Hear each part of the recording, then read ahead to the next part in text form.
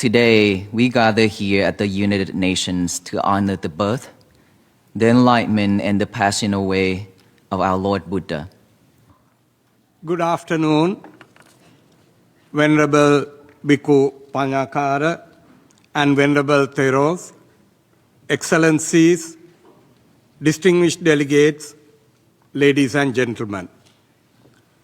I am honored to co-chair this special occasion with His Excellency Cherd Chai Chaiwawid, Permanent Representative of Thailand to the United Nations.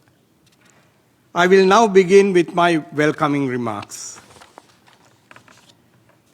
It is my great honor and privilege to warmly welcome you all to this celebration of the International Day of Vesak, organized by the Permanent Mission of Sri Lanka to the United Nations and the Permanent Mission of Thailand to the United Nations.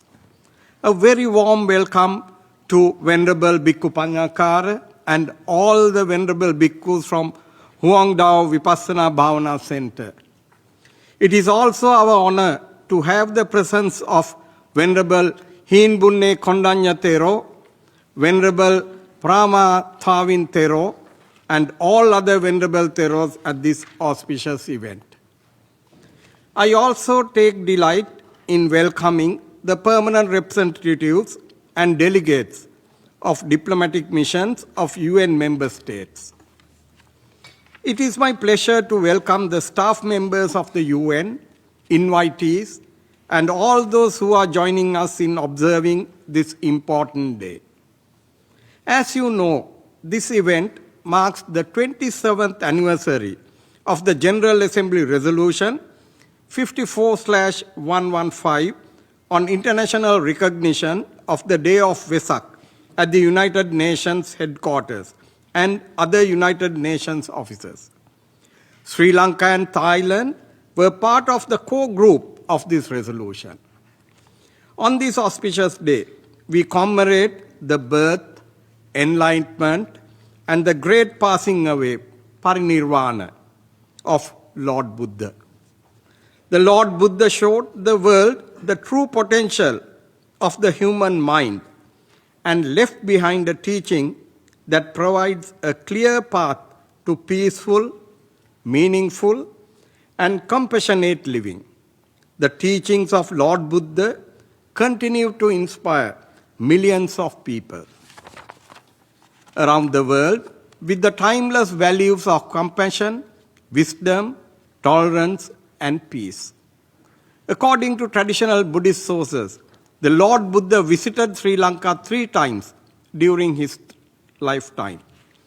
These visits are foundational to Sri Lankan Buddhist identity and considered as sacred acts intended to bless my motherland.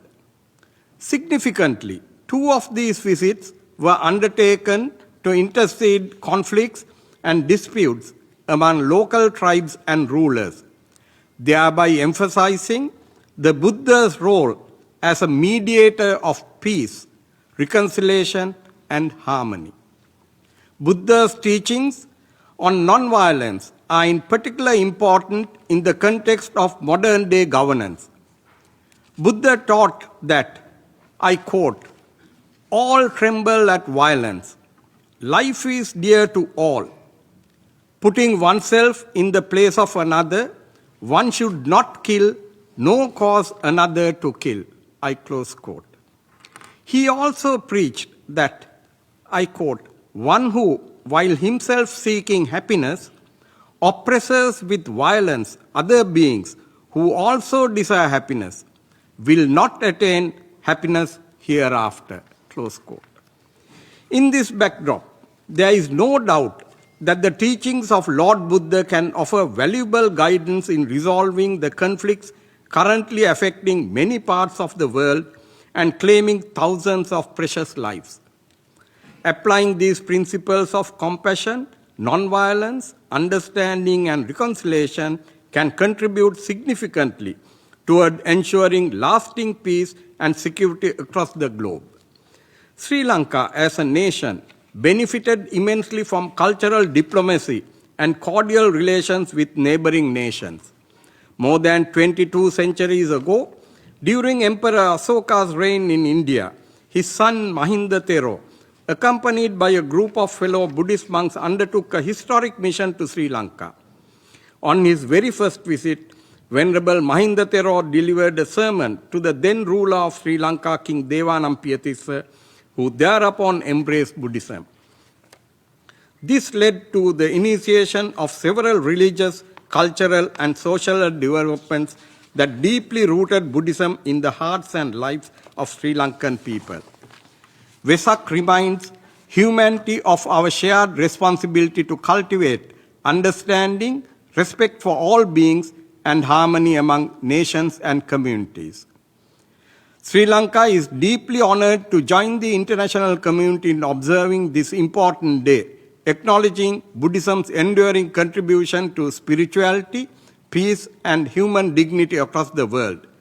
More than a religious observance, Vesak is a reminder of the universal values of compassion, tolerance, mindfulness, and peace, values that resonate deeply with the principles and aspirations of the United Nations. Today's gathering reflects that shared commitment to harmony among nations and peoples. As I conclude, I wish to thank His Excellency Charchechevi Chawawit, Permanent Representative of Thailand, to the United Nations for co-chairing this auspicious event with me. Let this celebration inspire all of us to work together for a more peaceful, just, and sustainable world. I thank you all for your presence and wish you a meaningful and blessed Vesak. Thank you.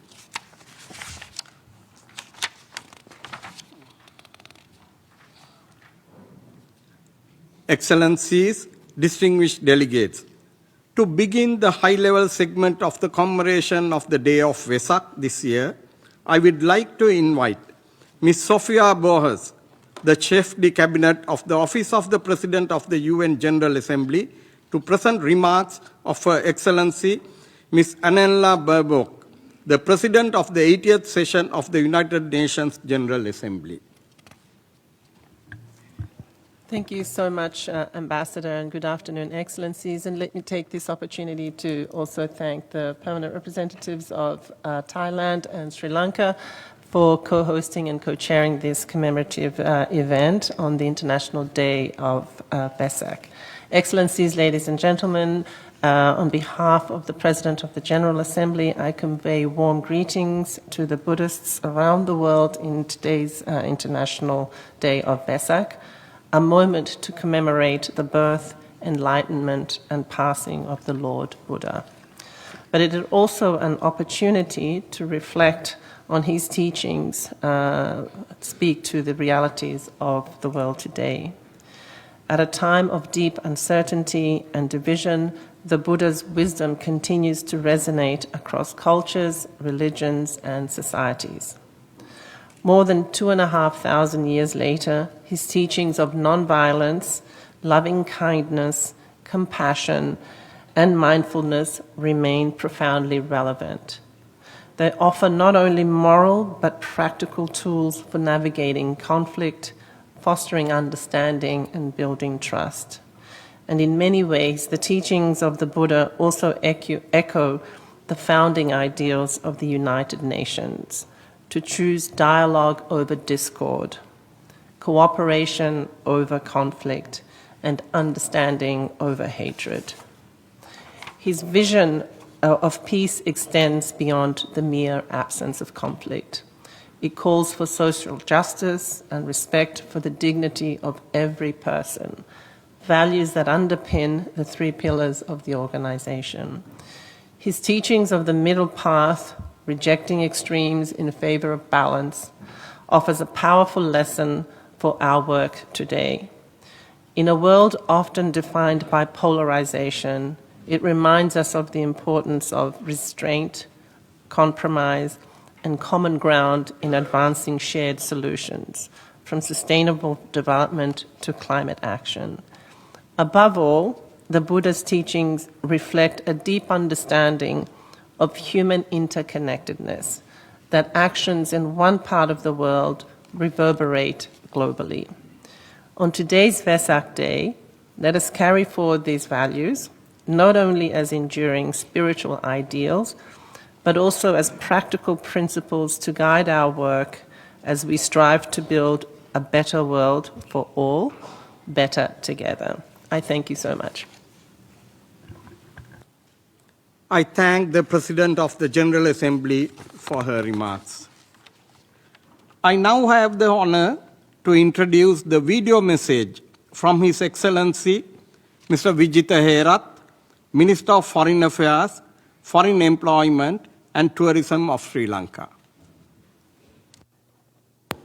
Most Venerable Bhikkhu Panyakara, Venerable members of the Buddhist clergy, Excellencies, ladies and gentlemen, it is with great honor that I address this August Assembly on the 27th anniversary of the adoption of this landmark resolution 54/115 titled International Recognition of the Day of Vesak at the United Nations headquarters and the other United Nations offices, which was an initiative spearheaded by the then Minister of Foreign Affairs of the Sri Lanka, the late Honorable Lakshman Kadiragama, paving the way for the international recognition of Vesak, a day commemorated by millions of Buddhists the world over.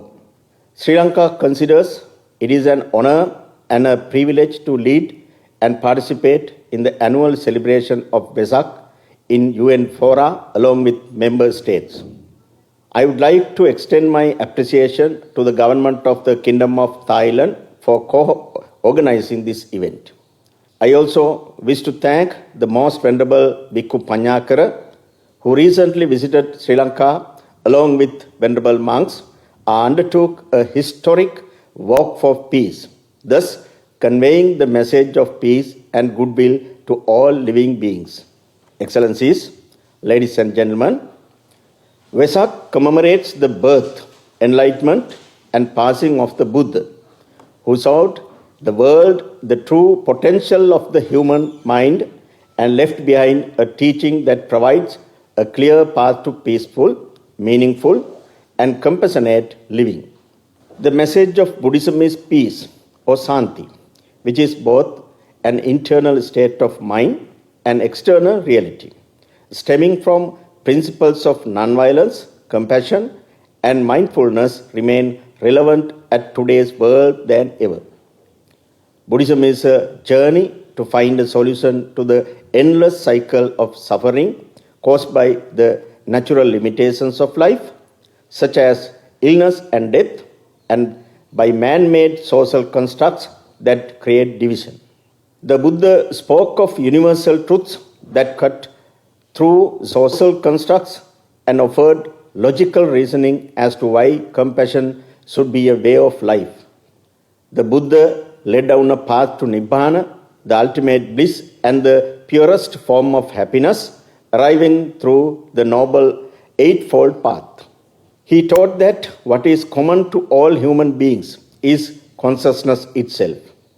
He explained that who we are is merely an experience, a story built upon that consciousness, shaped by internalized views. These views create a sense of separation among us. When widely accepted, they become part of the social fabric. This sense of separation is driven by our attachment to these views. The Buddha identified attachment as the root of suffering. Throughout human history, much of human suffering has arisen along lines of division: state, race, gender, color, and even religion. These divisions create conditions where individuals are pitted against one another.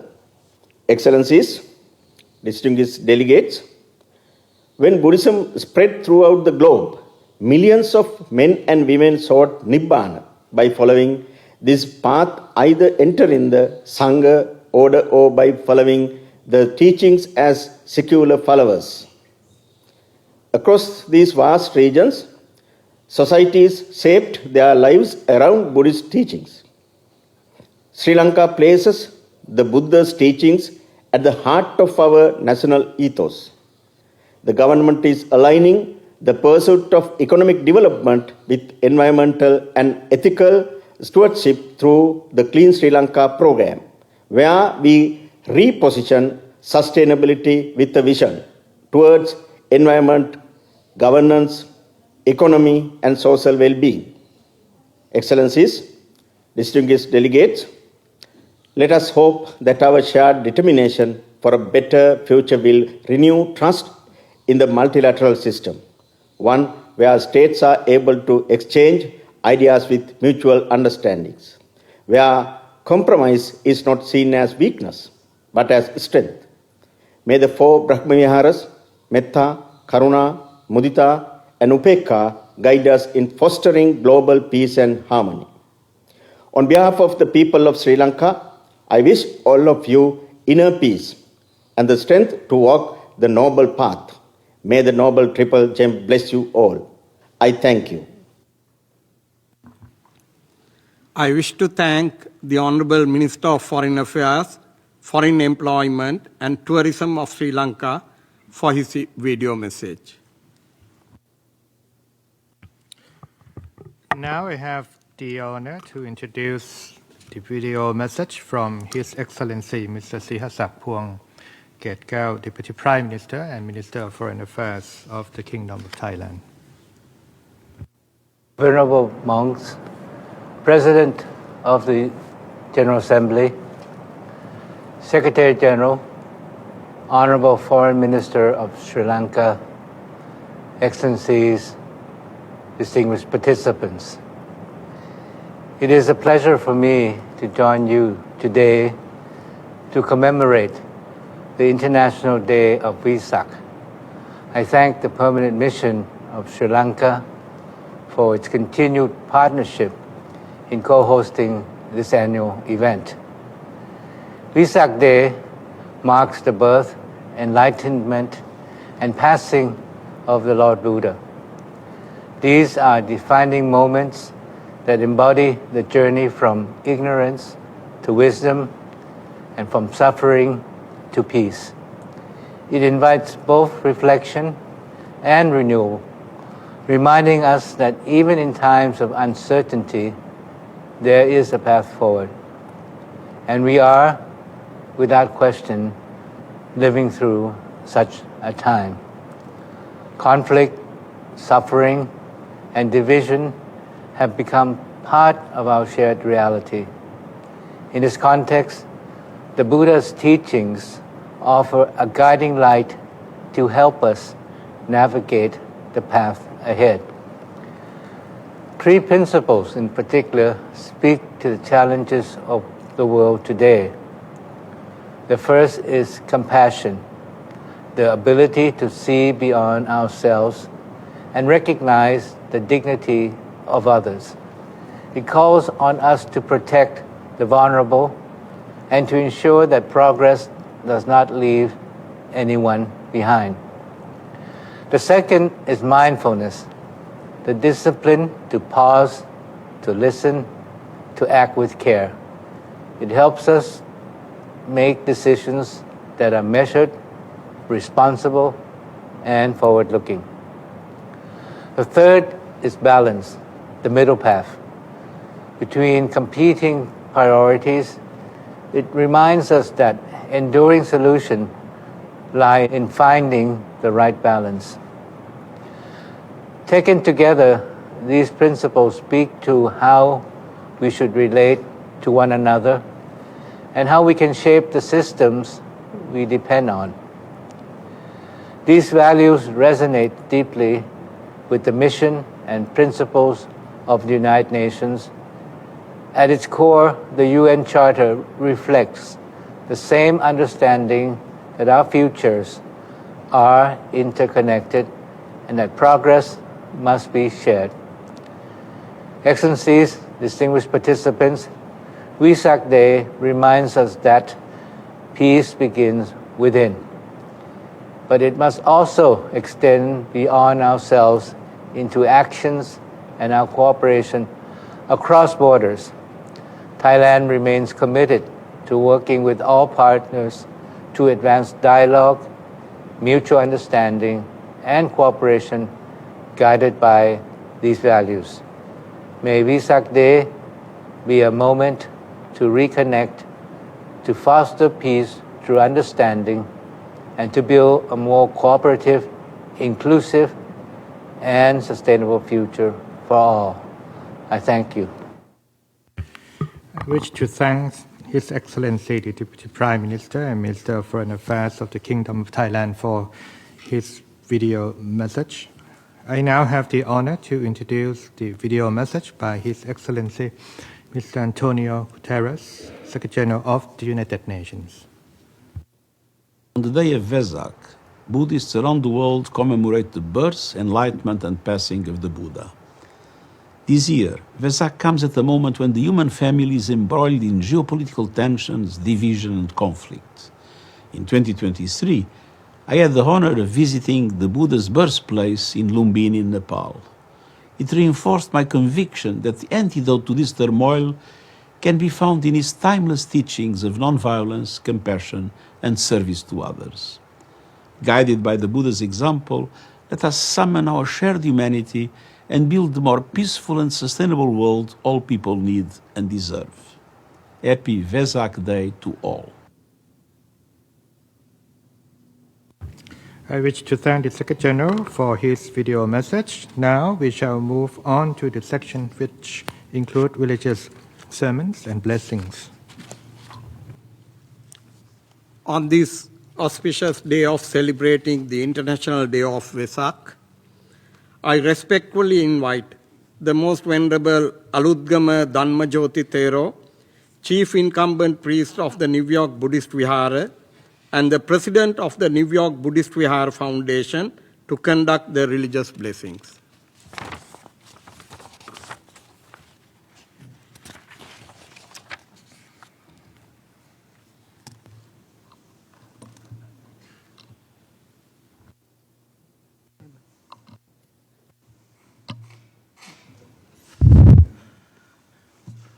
Dear friends of the Dhamma, to observe 5 precepts, please say Namo Tassa 3 times.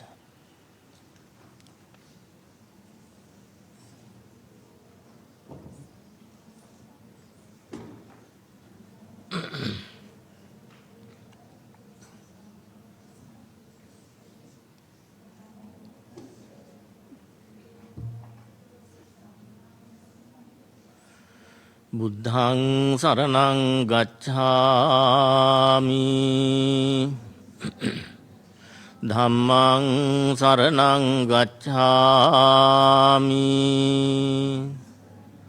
Saṅghaṃ saraṇaṃ gacchāmi Dutiyampi buddhaṃ saraṇaṃ gacchāmi Dutiyampi dhammaṃ saraṇaṃ gacchāmi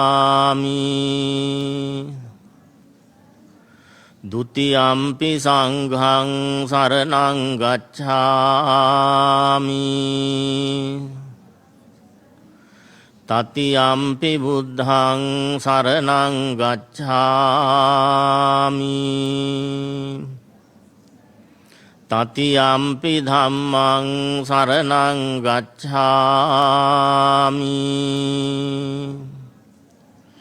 Tatiyampi saṅghaṃ saraṇaṃ gacchāmi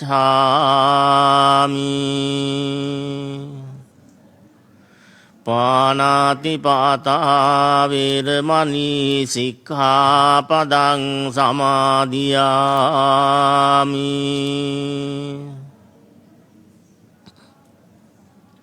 Adinādāna vīramani sikkhapada samadhiyāmi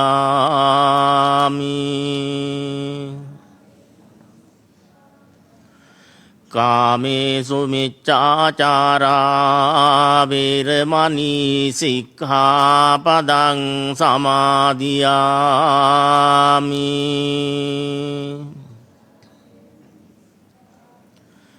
මුසාවාදා වේරමණී සික්ඛාපදං සමාදියාමි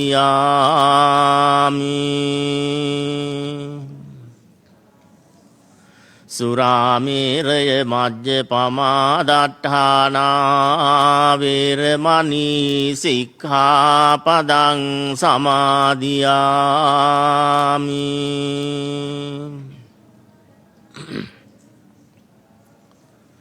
තිසරණේන සද්ධින් පංචශීලං ධම්මං සාදුකං සුරක්ෂිතං කତ୍වා අප්පමාදේන සම්පාදේ තබ්බං.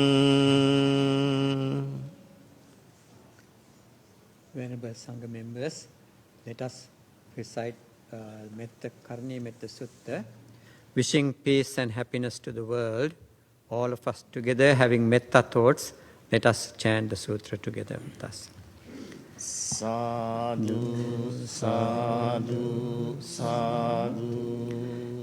Namo tassa bhagavato arahato samma sambuddhassa. Namo tassa bhagavato arahato samma sambuddhassa. Namo tassa bhagavato arahato samma sambuddhassa.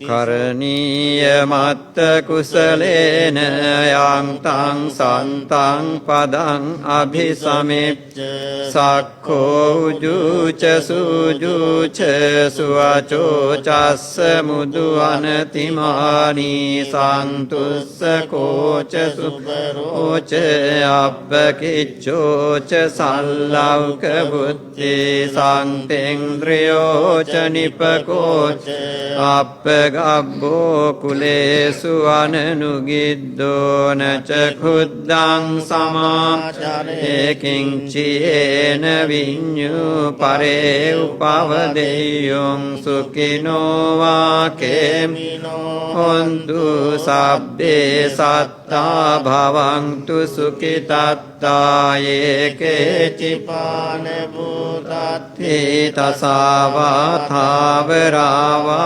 anavasesādīghāvā yemantā majjimārasakānukhatulāditthāvā yeva additthā yeca dure vasanti avidure bhūtāvā sambhavesi sabbe sattā bhavantu sukitattana paro parang nikubbedhenāti maññeta katta cinang kanci vyārosana patigha saññānañña maññassa dukkha micceya mātā yathāniyam puttang āyusā eka putta evampi sabba bhutesu mana sambhavaye parimanang mettang ca sabba lokasming mana sambhavaye parimanang uddang adoca tiriyang ca asambhadang averang asapattang tettang carang nisingno ආසයානු යාවතස්ස විගතමිද්දෝ ඒතං සතින් අදිට්ඨේය බ්‍රහ්මමේතං විහාරං ඉදමං දිට්ඨෙං ච අනුපගම්ම සීලවාදස්සනේන සම්පන්නෝ කාමේසු විනේයගේතං නහි ජාතු ගබ්බසෙයං පුනරේති සබ්බ මංගලම් රක්ඛන්තු සබ්බ දේවතා සබ්බ බුද්ධානුභාවේන සදා สุติภวันตุเตภวตุสัพพมังคลังรักขันตุสัพพเทวตาสัพพธัมมานุภาเวนะสดาสุติภวันตุเตภวตุสัพพมังคลังรักขันตุสัพพเทวตาสัพพสังฆานุภาเวนะสดาสุติภวันตุเต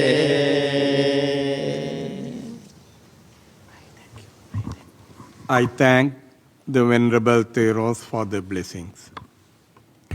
Now I have the honor to invite most venerable monks from Putthai Thavorn Vanaram Temple, Queens, New York, led by Pramaha Tuvin, Abbot of Putthai Thavorn Vanaram Temple and President of Wat Putthai Thavorn, Albany, New York, to conduct the religious blessings. Good afternoon, Venerable monks, Excellency, delegate honors, guests, and friends in peace. Before I list the chanting for peace, I ask all of you first to make your own heart peaceful. The Buddha taught the outer peace cannot last without inner peace. Real peace begins when human beings learn to understand and overcome the suffering within themselves. May all live the here today cultivate wisdom, compassion, and inner peace for the benefits of all beings. May peace be with you. Thank you. สัพพพุทธานุภาเวนะสัพพธัมมานุภาเวนะสัพพสังฆานุภาเวนะพุทธรัตนังธัมมรัตนังสังฆรัตนังตินังรัตนานังนุภาเวนะจตุราสิติสหัสสะคัมมาขันธานุภาเวนะปิกกัตตยานุภาเวนะจินนสาวกานุภาเวนะสัพเพเตโรคาสัพเพเตพยาสัพเพเตอันตรายสัพเพเตอุปัฏฐวาสัพเพเตทุนนิมิตตาสัพเพเตอวมังคารามินาสันตุอายุวัฏโกธนวัฏโกสิริวัฏโกยสวัฏโกภรวัฏโกวนวัฏโกสุขวัฏโกโหนตุสัพพดาตุคโรคพยามราโสตาสันตุจุปัฏฐวังอเนกังอันตรายปิวินาศสันตุตเตชะสาชัยเสติตานังโสดเทมภคยังสุขังภรังสิริอายุจวันโนจะโภคังโมเทจยสวาสตวัสสาจะอายุจะชีวสิทธิภวันตุเตภวตุสัพพมังคารังรังขันตุสัพพเทวตาสัพพพุทธานุภาเวนะสัทธาโสติภวันตุเตภวตุสัพพมังคารังรังขันตุสัพพเทวตาสัพพธัมมานุภาเวนะสัทธาโสติภวันตุเตภวตุสัพพมังคารังรังขันตุสัพพเทวตาสัพพสังฆานุภาเวนะสัทธาโสติภวันตุเต thank the Venerable Tero for the blessings. I now have the honor to introduce the Most Venerable Bhikkhu Panyakara, who will be addressing this gathering. The Most Venerable Bhikkhu Panyakara led the global walk for peace, the 2,300-mile journey across the United States, and peace walks in South Asia, conveying the message of peace, mindfulness, and compassion.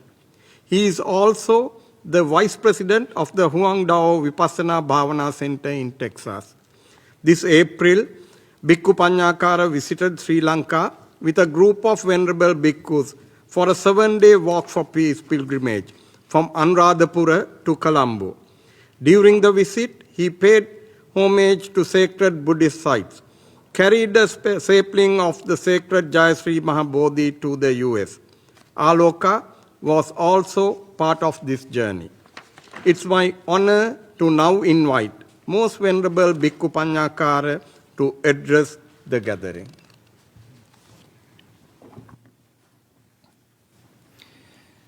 Namo Buddhassa, Namo Dhammassa, Namo Sanghassa. Good afternoon, Your Excellencies, Honorable Ambassadors, respected Mahasangha, respected religious leader, representatives of the United Nations, ladies and gentlemen, brothers and sisters around the world. I humbly offer my greeting to all of you on this sacred occasions of the International Day of Vesak. Today, we gather here at the United Nations to honor the birth, the enlightenment, and the passing away of our Lord Buddha, a being whose message of wisdom, compassion, mindfulness, and peace continue to guide humanity more than 2,600 years later. I wish to express my sincere gratitude to the permanent missions of Sri Lanka and Thailand, to the United Nations for organizing this meaningful commemoration, and to all nations and participants present here today. Vesak is not only a celebration for Buddhists, it is also an opportunity for humanity to reflect deeply upon the condition of our world, our societies, and most importantly, the conditions of our own hearts and mind. In today's world, technologies and science have made remarkable developments. We can communicate across continents within seconds. We can cure diseases that were once fatal. We have built powerful systems of great complexity and efficiency. Yet, despite all of this progress, many people continue to suffer deeply. We see conflict amongst nations, divisions among communities, fear among neighbors, loneliness amongst individuals, and emotional suffering quietly carried within millions of hearts. Many people long for peace, yet struggle to find peace within themselves. This is why the teachings of the Buddha remain profoundly relevant today. The Buddha taught that peace does not begin in governments or institutions alone. Peace begins within the human mind. A restless mind creates sufferings. An angry mind creates divisions. A fearful mind creates harm. But a compassionate mind creates healing. A mindful heart creates understanding, and a peaceful individual can help transform families, communities, and even nations. In Buddhism, we are taught that hatred cannot end hatred. Only compassion can end hatred. Only understanding can overcome fear. And only wisdom can guide humanity away from suffering. This truth remains as important today as it was thousands of years ago. In our modern world, many people are searching for happiness in external things, status, wealth, recognition, or power. Yet, often, even after achieving these things, the hearts remain unsettled. Why? Because lasting peace cannot be purchased. It cannot be forced. It must be cultivated carefully through mindfulness, compassion, patience, and loving kindness. Peace is not passive. Peace is a practice. Peace is how we speak to one another.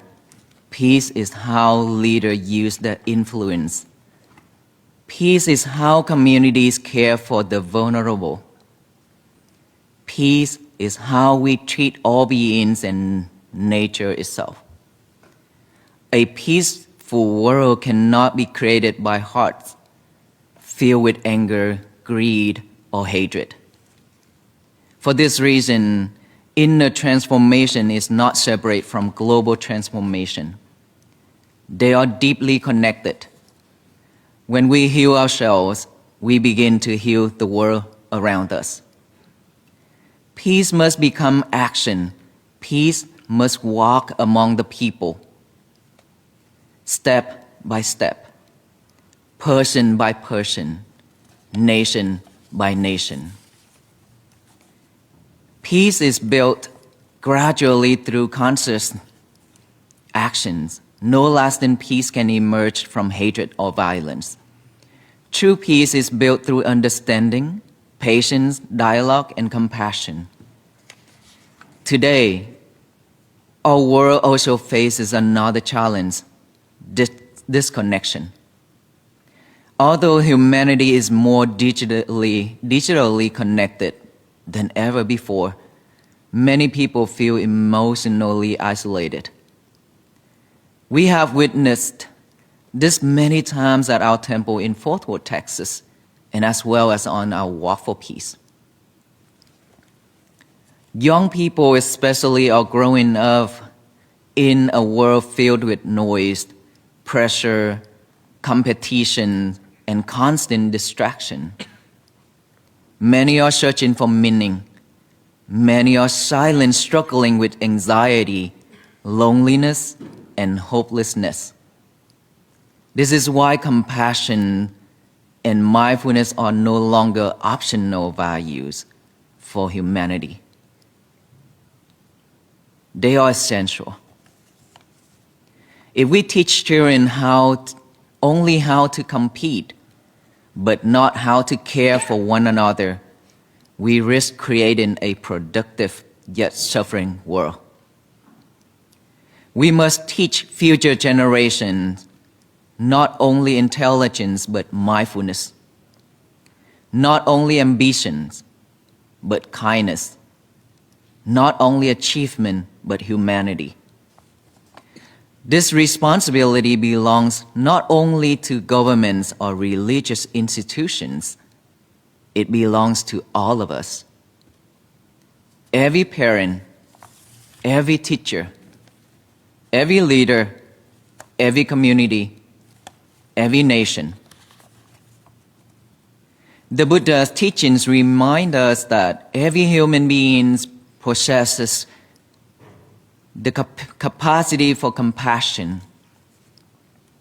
Regardless of nationality, religions, race, language, or social status, all people wish to live free from suffering. All people wish to feel safe, valued, and loved. For this reason, interfaith understanding and mutual respect are deeply important in our world today. Different traditions may use different words, symbols, and practice.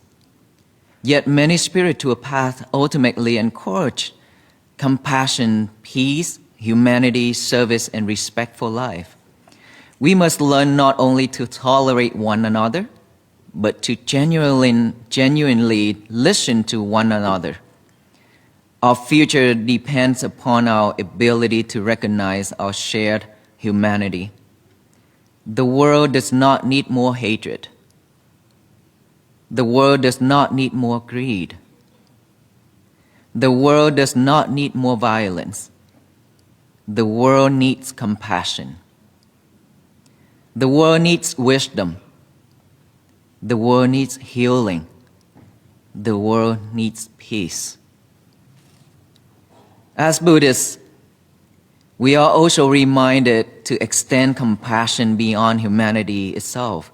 We must protect nature. We must care for the animals.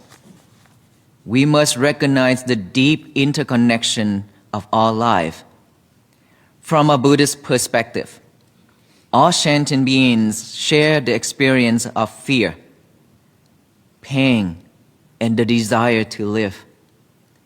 Animals, like humans, seek safety, comfort, and freedom from suffering. Yet in many parts of the world today, countless animals endure suffering through neglect, exploitation, and unnecessary harm. An industrial system of food production, experimentation, and entertainment often treat animals as objects rather than living beings. When we reflect deeply, we begin to see that compassion cannot be selective. If compassion is genuine, it naturally extends beyond human boundaries. To cultivate kindness towards animals is not separate from cultivating kindness towards humans. It is part of the same moral and spiritual development. When we harm other beings unnecessarily, we also lose our own sensitivity. When we protect life, we refine our awareness and strengthen our capacity for empathy. The Buddha's teachings of non-harming invites us to expand our circle of care as widely as possible. To understand that all life is interconnected is true wisdom. Caring for animals is therefore not a secondary concern. It is part of cultivating a peaceful world.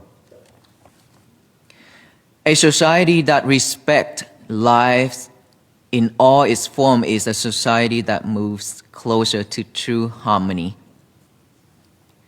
At the same time, our responsibility extends to the environment that sustains all beings. The earth is not separate from us.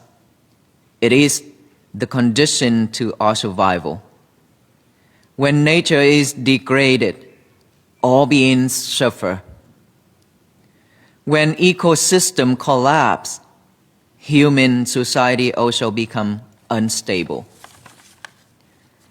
When humanity lives without mindfulness towards the environment, suffering eventually follows for all beings. Please know that caring for the earth is also an act of great compassion.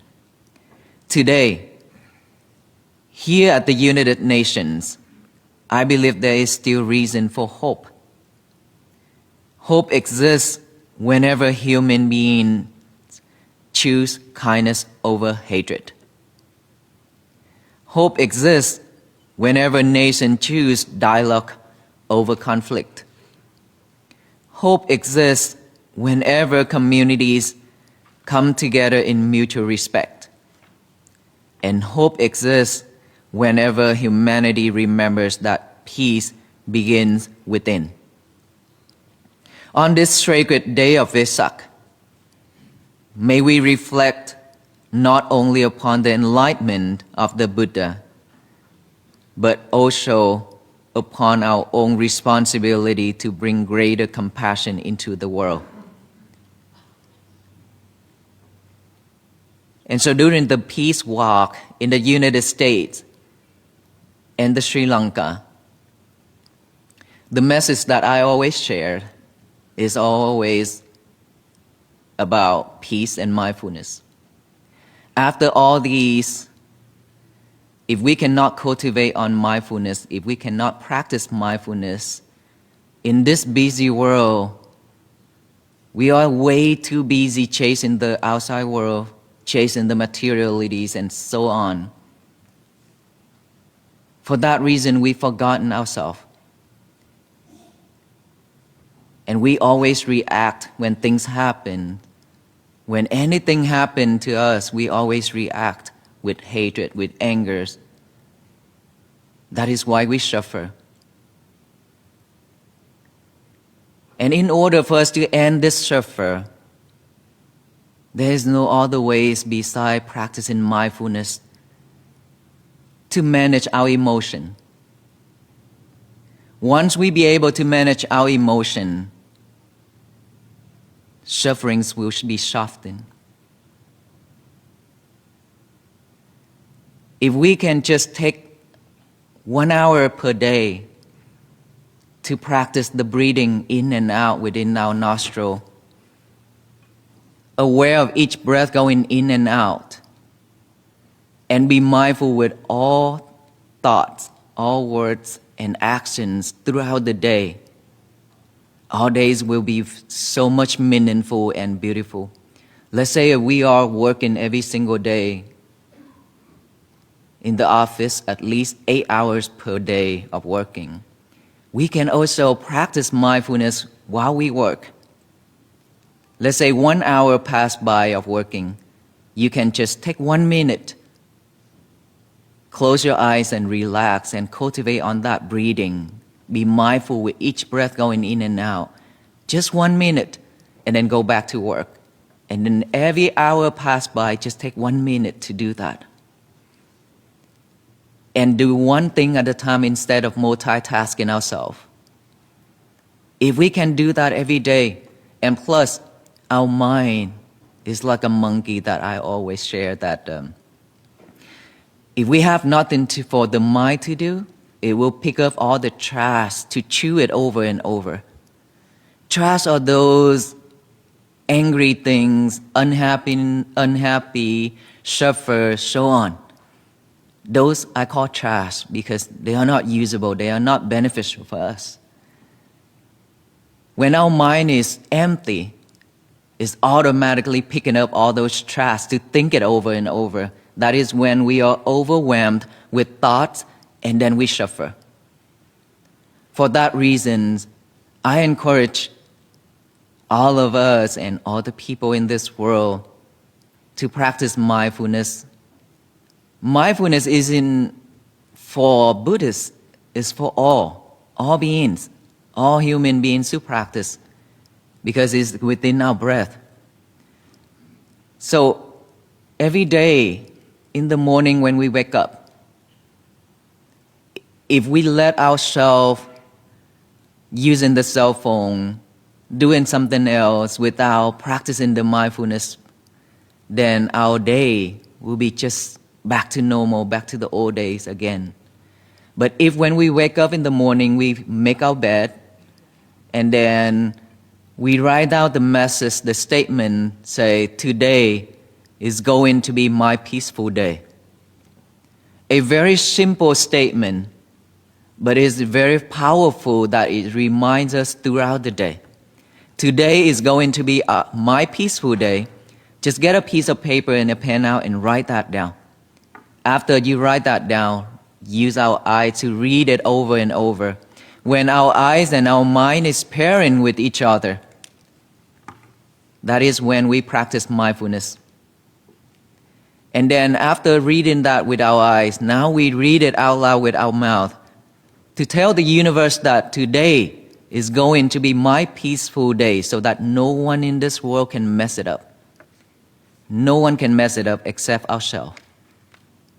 If we choose our day to be peaceful, regardless of what coming towards us, if we still be able to manage our emotion, our day will still be peaceful.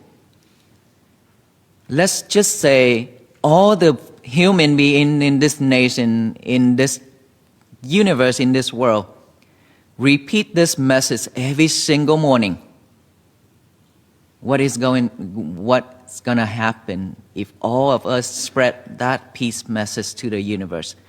Is because we've been spreading hate, we've been spreading anger, hatred, delusion, greedy, and so much to the universe. That is why we receive back with all kinds of disasters. Disaster is not ended yet. It's still increasing every single day if we are not mindful and we still spreading hate and delusion and anger to the universe. For that reason, if we all can just practice this one simple statement every single morning, today is going to be my peaceful day. If we can just say that out loud to the universe, and I truly believe that universe will receive that energy and shower back down with love and kindness and peace. That is when this world will be bloom with peace and flourish throughout this universe. So I wish that during this Vesak day, this message, the message of mindfulness that the Buddha taught us for a very long time, now is the time for all of us to reflect that, take that into action, to shape our life, to shape our families, our neighbors, community, our nation, and our world.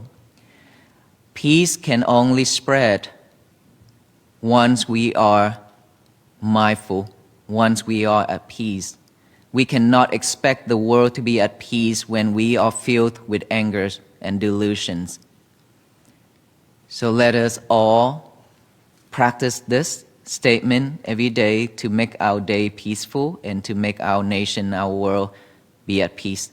Namo Buddhaya. Thank you.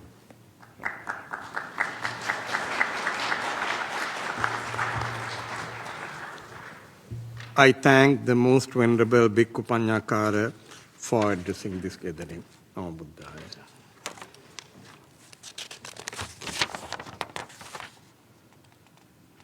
Excellencies, distinguished delegates, I now invite the pre-established list of speakers to deliver their statements.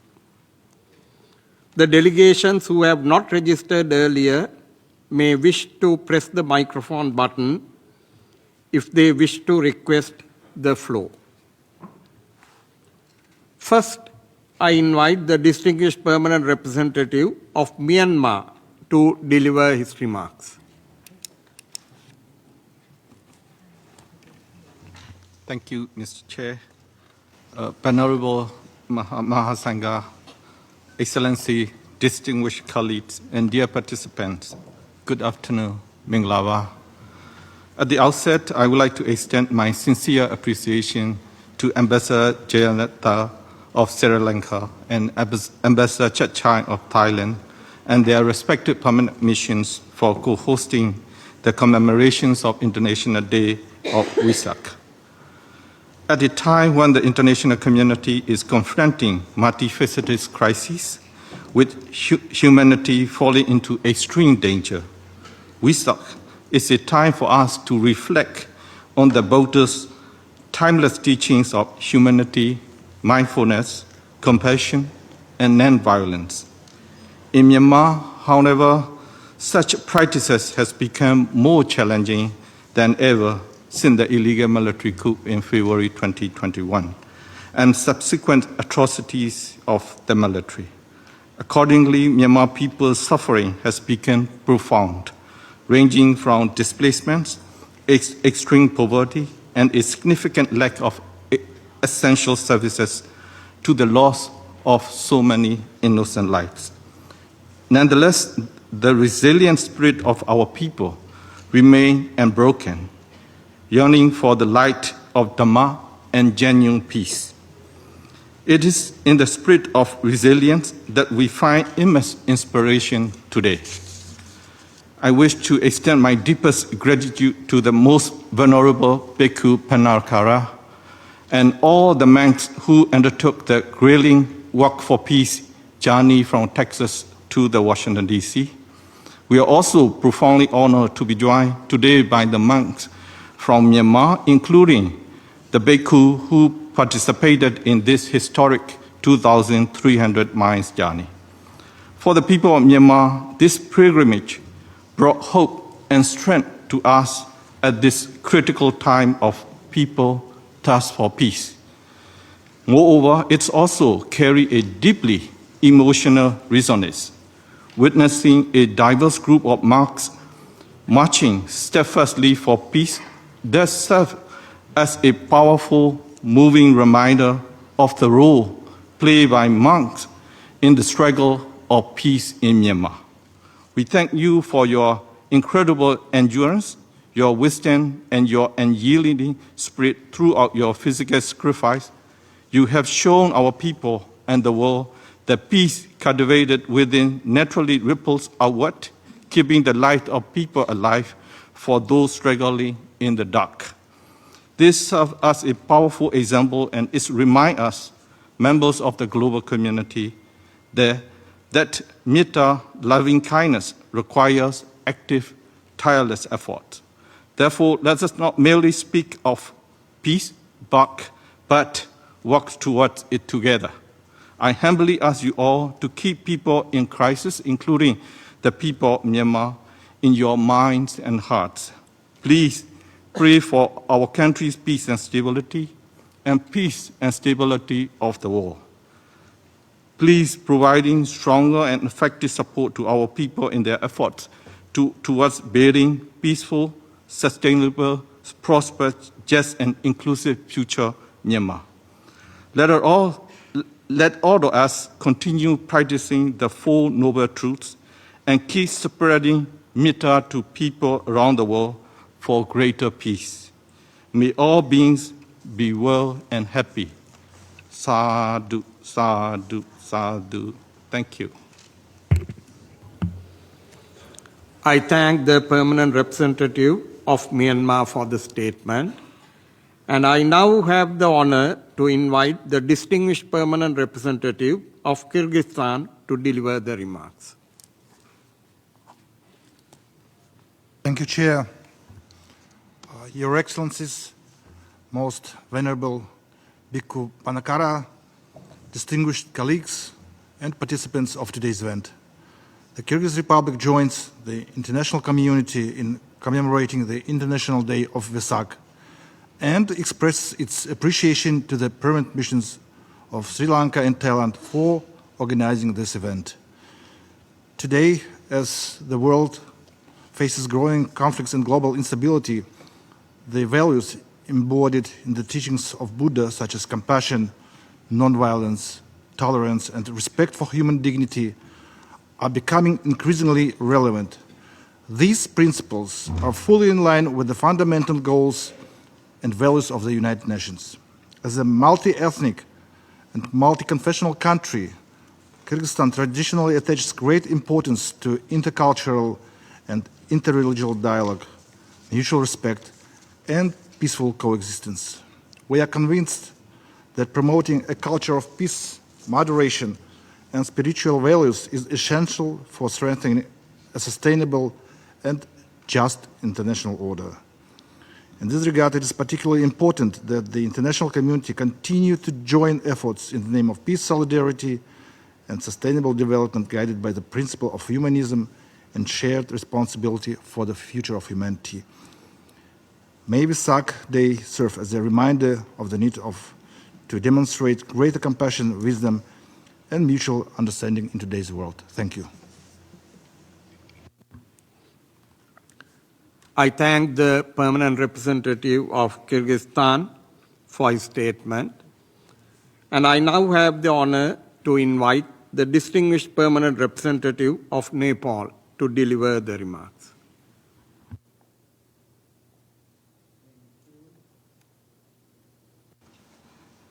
Excellencies, most venerable Panakara and other monks, distinguished delegates, colleagues, ladies and gentlemen. It is an honor to join you today as we gather to commemorate the International Day of Vesak, also known as Buddha Purnima.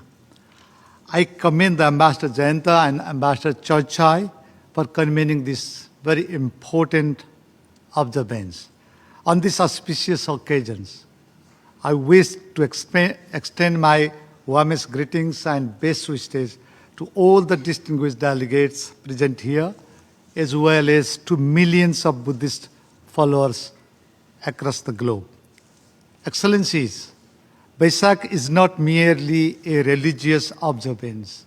It is a universal tribute to Lord Buddha, the light of Asia. It marks the Buddha's birth, enlightenment, and passing into Mahaparinirvana, the triple sacred moment that continues to guide humanity towards compassion, wisdom, and peace. This is an occasion to reflect on the timeless teachings of Buddha: compassion, non-violence, tolerance, mindfulness, and the pursuit of wisdom. These are universal values that continue to bind us together. These are the principles that resonate with people of all faiths, of all beliefs, and all cultures. At a time marked by conflict, inequality, mistrust, climate challenges, and growing polarizations and social fragmentations, Vesak invites us to rediscover the moral clarity that lies at the heart of peaceful coexistence.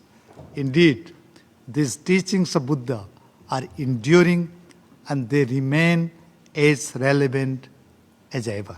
Excellencies, distinguished colleagues, celebrating Vesak in this chamber could not be more fitting.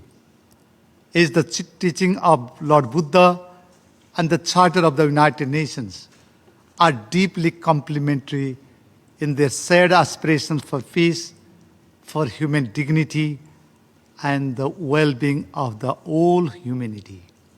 The United Nations was founded on the principles of peace, dignity, equality, and cooperation among nations, principles that closely resonate with the timeless wisdom of Buddha and reinforce our collective commitment to building a more peaceful, just, and sustainable world. Excellencies, for Nepal, this occasion carries deep spiritual and historical significance. For it was in Lumbini, Nepal, the Lord Buddha was born, and from where his timeless message of peace, compassion, non-violence, and universal fraternity spread across civilizations. From this sacred origin, the Buddha's teachings have transcended borders and generations, offering enduring guidance to humanity. Lumbini, now a UNESCO World Heritage Site, stands as a symbol of peace, spiritual reflections, and renewal, as well as our shared cultural heritage. It reminds the world of the enduring values of peace, compassion, the quiet strength of non-violence, and the wisdom of harmony that unite us as human family. In recognition of its enduring significance to humanity, Nepal continues to promote Lumbini as the fountain of peace, as well as a global center for pilgrimage, for reflections, and for spiritual renewal. Distinguished colleagues, on this solemn occasion of Vesak, let's reflect some important messages.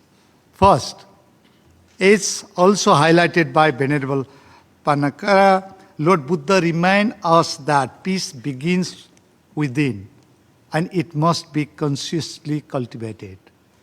Inner peace is the foundation of global harmony, solidarity, and cooperation among nations. Second, compassion must guide our responses, whether addressing inequality, displacement, or humanitarian crisis. Empathy, kindness, and compassion must save our collective actions. The teachings of Buddha remind us that compassion is not a virtue, but a guiding force for action. Essential for fostering unity, upholding human dignity, and advancing justice in our shared world. Third, mindfulness must guide our decision making. The wisdom of Lord Buddha reminds us that while awareness, inner discipline, and right understanding are essential for acting with balance, with responsibility, and with wisdom in an increasingly complex world. Fourth, unity must overcome division. Vesak calls upon us to rise above differences of race, religions, and nationality, and to strengthen solidarity and shared humanity across cultures, across faiths, and across nations. Fifth, sustainability must define progress, for it is our collective moral responsibility. True development must balance human advancement with respect for nature and future generations. The teachings of Gautam Buddha remind us of the principle of interdependence and non-harm, encouraging restraint, responsibility, harmony with all forms of life is the foundations of a truly sustainable future. Excellencies, as we commemorate Vesak, let us renew our collective resolve and to speak peace, to practice peace, and to deliver peace. Let us embody compassion in our daily conduct and strengthen dignity, justice, and harmony for all, guided by the timeless teachings of Lord Buddha. Let us deepen cooperation among nations and reinforce the spirit of multilateralism in addressing the challenges of our time. Together, let us draw inspirations from Vesak to build a more peaceful, just, equitable, and sustainable world. I thank you. I thank the permanent representative of Nepal for the statement. I now have the honor to invite the distinguished permanent representative of Japan to deliver the remarks.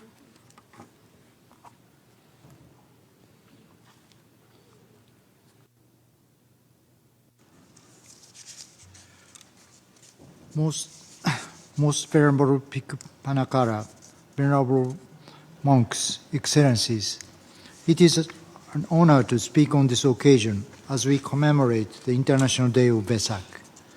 I would like to thank the permanent representatives of Sri Lanka and Thailand for organizing this annual event, which provides us the opportunity to collectively reflect on the spirit of Buddhism.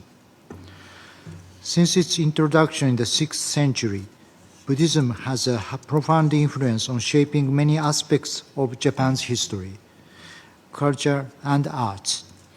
Buddhist temples in Japan traditionally celebrate Vesak Day by holding flower festivals, which is a long-standing practice dating back to the early 7th century. Today, the teachings of Buddhism continue to guide and inspire people around the world, contributing to fostering mutual respect and tolerance. On the other hand, we are witnessing various threats to human security and human dignity that are being exacerbated by conflict, hatred, and division. In this context, the teachings of Buddhism serve as a poignant reminder of the foundational values of peace, harmony, and compassion. The United Nations play an imperative role in alleviating suffering and fostering peace and solidarity among people. Japan will continue to work alongside the UN and the international partners toward these shared values. I would like to conclude by offering my best wishes to those celebrating Vesak Day and expressing my sincerest hope that this auspicious occasion will renew our commitments and efforts to overcome global crises with peace and mutual respect. I thank you. I thank the permanent representative of Japan for the statement, and I now have the honor to invite the distinguished permanent representative of Mongolia. Thank you, honorable monks, excellencies, and distinguished delegates. At the outset, let me express my sincere appreciation to the permanent missions of Sri Lanka and Thailand for annually organizing this very meaningful commemoration of the International Day of Vesak. Vesak is a sacred occasion for Buddhists around the world, yet its significance extends far beyond any single tradition. The values enshrined in the Lord Buddha's teaching, compassion, nonviolence, mindfulness, wisdom, and moderation, speak to the consciousness of all humanity, and their relevance only deepens in times of uncertainty and strife. Mongolia is honored to be in the presence of most venerable Bhikkhu Panaraka, and I thank you very much for your very powerful and deeply philosophical message for peace today to us.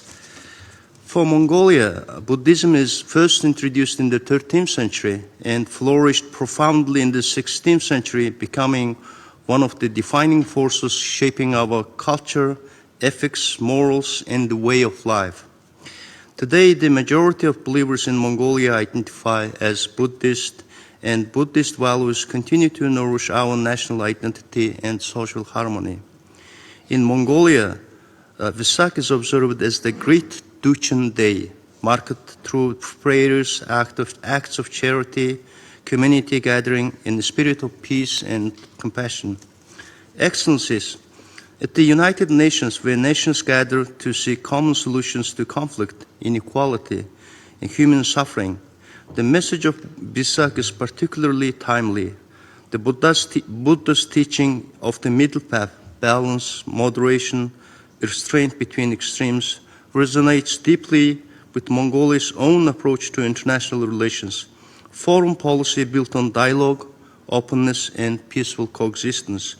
We see in the middle path not merely as a personal spiritual practice, but a model for statecraft and multilateralism itself. The principles of the UN Charter, human dignity, sovereign equality, peaceful coexistence, echo the Buddha's teaching with remarkable closeness.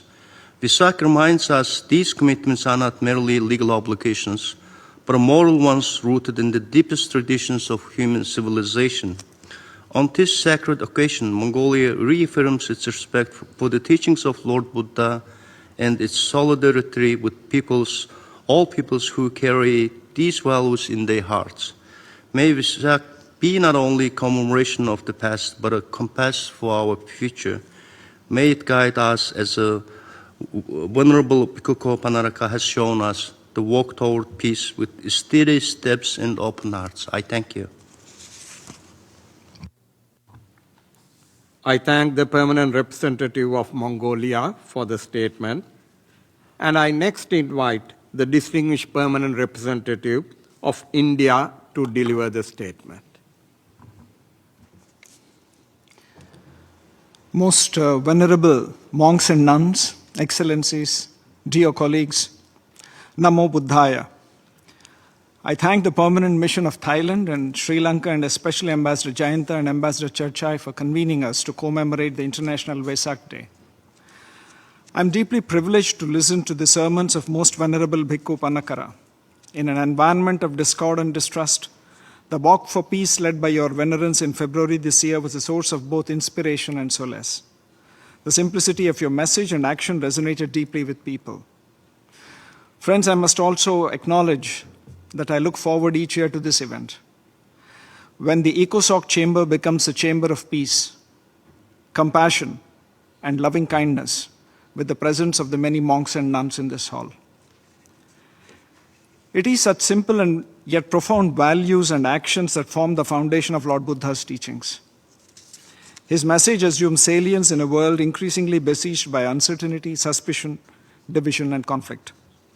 In such a world, Lord Buddha's teachings remind us that peace is within, and from there extends outwards to families, communities, and indeed nations. The four noble truths that are foundational to Buddhism teach self-awareness and the realization that we are interdependent in this world The former helps us reflect and identify the root cause of issues, critical to resolve discord, and the latter compels us to find solutions that are mutually beneficial, vital for a sustainable solution. Friends, India has been at the forefront in its efforts to protect and revive not only the teachings of the Buddha, but also the bond between the followers of Buddhism across the world. In the past 2 years, based on request from our partners, the Government of India has facilitated 2 significant expositions of the holy relics of Lord Buddha in Southeast Asia. The first, held in Thailand from 22nd of February to 19th of March 2024, included the relics of Lord Buddha and his disciples and witnessed wide public participation across 4 venues, with over 4 million devotees in attendance. The second exposition was undertaken in Vietnam from the 2nd of May to 2nd of June 2025, where relics from Nagarjunakonda in Andhra Pradesh in India were displayed at 9 locations, drawing an estimated 14 million devotees. Similarly, in November 2025, the most sacred Piprahua relics, or the sacred remains of Lord Buddha, were sent on exposition to Bhutan. In January this year, India also organized the second Global Buddhist Summit on the theme Collective Wisdom, United Voice, and Mutual Coexistence. It witnessed the participation of Supreme Patriarchs, the heads of national Buddhist Sanghas, eminent monks and nuns, scholars, and senior dignitaries from across the world. Excellencies and dear friends, as we mark the International Vesak Day, we are reminded that the teachings of Lord Buddha are not confined to history. They are deeply relevant today, offering an alternate perspective to address issues. Through compassion, coexistence, and peace, I once again thank the permanent missions of Sri Lanka and Thailand for bringing us together to reflect on the values and message of Lord Buddha. Thank you. I thank the permanent representative of India for the statement, and I now have the honor to invite the distinguished permanent representative of Pakistan to deliver the statement. Venerable monks and nuns, excellencies, dear friends, it's my great honor to be part of the commemoration of the International Day of the Vesak today. And I would like to felicitate our Buddhist brothers and sisters and all those who are celebrating. And I wish to thank the permanent missions of Sri Lanka and Thailand for organizing this gathering, and our special thanks to Most Venerable Bhikkhu Panyakara for his insightful remarks. Vesak Day reminds us of the remarkable odyssey of Lord Buddha for enlightenment and his soul-stirring message of mindfulness, peace, compassion, and love, which are indeed the essence of humanity. At a time when international landscape is torn by conflict and strife, when individual soul is grappling with spiritual void, the importance of Buddha's message has increased manifold. Buddhism's connection with Pakistan is celebrated and enduring. It was in the ancient land of Gandhara in Pakistan where Buddhism was reinvigorated. The Gandhara civilization flourished from 1st century BC to 7th century AD. Its brilliance and innovation found best expression in Gandhara art, which captivates Buddha's life and message. Gandhara civilization also established Pakistan's linkages with the Buddhist countries of South and East Asia. Year-round, monks and other visitors from these regions and beyond arrive at the Buddhist seminaries of Pakistan, from Taxila to Takht Bhai and Swat and many more. They bring with them not only the light of wisdom and spirituality, but also warmth, love, and respect that characterize Pakistan's fraternal ties with the Buddhist people. The legacy of Buddhist Gandhara is woven into Pakistan's socio-cultural fabric and has fashioned our pluralistic and progressive outlook, something that has motivated our advocacy for interfaith harmony and coexistence, such as that manifested in the General Assembly resolution titled Promotion of Interreligious and Intercultural Dialogue, Understanding and Cooperation for Peace that is jointly tabled by the Philippines and Pakistan. Colleagues, Buddhism is our shared heritage. Pakistan will continue working with the international community to promote the universal message of Buddha for international peace, harmony, and tranquility.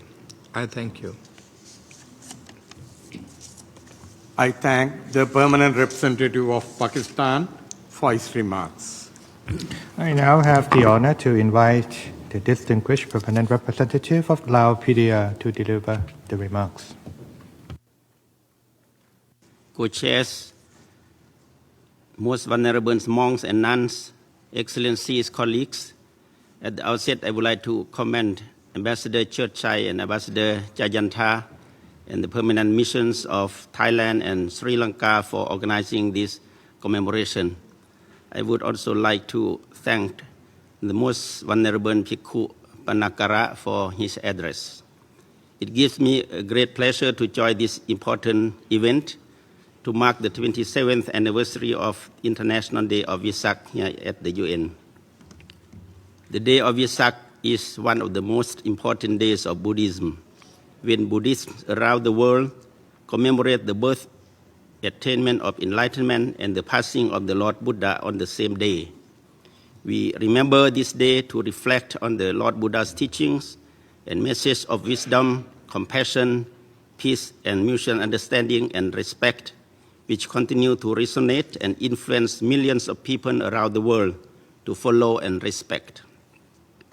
The commemoration of the International Day of Vesak here at the United Nations headquarters is of great importance, as this commemoration not only reminds us of the teachings and message of the Lord Buddha, but also illustrates the United Nations' continued strong commitment to the principles of respect for diversity, promoting greater solidarity for peaceful, harmonious, and sustainable world, and enhancing multilateralism. For the Lao PDR, where most number of people are Buddhist believers, Buddhism has constituted an influential factor in shaping the everyday life of the Lao people, strengthening people-to-people connection, and founding essential cultural identities, traditions, and heritage. As such, temples have become places of worship and gathering of local communities for religious ceremonies or important events, as well as a social gathering. Moreover, Buddhism has played a crucial role in promoting nonviolence, morality, mutual understanding and respect, and peaceful coexistence among Lao multi-ethnic people, all of which have contributed to the maintenance of peace, social order, harmony, and justice. It has been more than 2.5 millennia since the Buddha's teachings came into existence, and it is considered as fundamental ideal combined between intellectual and philosophical elements for promoting cultural diplomacy, cooperation, and peaceful coexistence. So, let us take this opportunity to reaffirm our commitment to preserving these teachings and message and continue to strengthen our cultural and traditional bonds within this community of nations in promoting global peace, solidarity, and compassion among nations. May all sentient beings be happy in commemorating this International Day of Vesak. I thank you. I thank the permanent representative of Lao PDR for your statement. I now have the honor to invite the distinguished representative of the Republic of Korea to deliver the remarks. The floor is yours. Thank you, Mr. Co-Chair, Venerable Bhikkhu Panakara, Excellencies, distinguished guests. It is a great pleasure to participate in this meaningful occasion. We gather to honor Vesak, celebrating wisdom that spans millennia. Amid the conflicts and suffering that persist around us, we often find ourselves asking, Does the Buddha's wisdom, 25 centuries old, still matter? I see the answer in my own country, Korea. Like many Koreans, I have observed Buddha's birthday celebration every spring, and I can witness something interesting and distinct. In Korea, a country known for K-pop and dynamic cultural change, it is young people who actively embrace Buddhist tradition. At this year's Lotus Lantern Festival, a UNESCO heritage, more than half of the participants were in their 20s. From temple stays to Netflix series on temple cuisine, these Asian practices have quietly entered every day of Korean young people. I cannot claim to fully see into their minds of young people, but I can sense that what they are looking for. They face relentless competition and fear of achievement. They live in a digital world that connects them to everything, but leaves many of them alone. In Buddhist values of mindfulness and compassion, they may found both refuge and practical wisdom. This year's Lotus Lantern Festival in Korea carries a fitting theme: meditation for inner peace, harmony for world. I cannot speak these words without honoring Venerable Pannakara, whose Listen Talk of Peace carried this theme onto the roads of America. Across 9 states, from Texas all the way to Washington, communities came together along his path, across faiths, across cultures, across the divisions of our time. Inner stillness, walking outward. In the absence of war, the UNESCO Constitution reminds us that war begins in minds of men, and there we must construct the defense of peace. The Buddha taught the same truth 25 centuries earlier. Lasting peace begins within. Whether through a young people finding stillness in temple courtyard or a monk who walked 2,300 miles for peace, the spirit of Vesak is alive among us today. I wish you all joyful and meaningful Day of Vesak. Thank you. Thank the Permanent Representative of the Republic of Korea for your statement. I now have the honor to invite the Distinguished Permanent Representative of Indonesia to deliver the remarks. The floor is yours.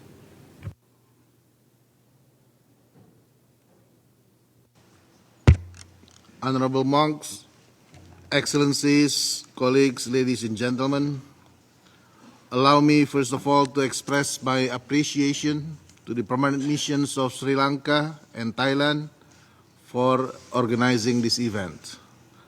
I should also like to thank Most Venerable Bhikkhu Pannakara for his message of compassion, peace, and mindfulness.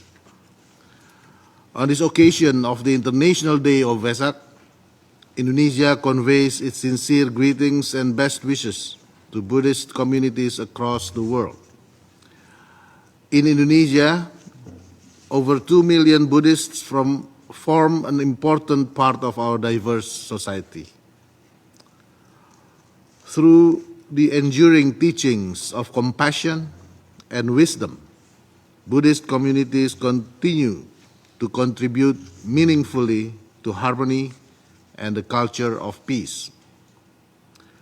The celebration of Vesak in Indonesia is centered around Borobudur, one of the world's greatest Buddhist monuments, which every year welcomes thousands of pilgrims from across the globe. Borobudur stands not only as a symbol of spiritual reflection, but also as a reminder of humanity's shared aspiration for peace, coexistence, and mutual understanding. At a time when our world continues to face enormous challenges, the values embodied in Vesak remain profoundly relevant. Compassion over hatred, dialogue over violence, and humanity over indifference. May peace, harmony, and understanding continue to flourish among all nations and peoples. I thank you. I thank the permanent representative of Indonesia for your remarks. I now have the honor to invite the distinguished Chargé Affairs of Bhutan to deliver a statement.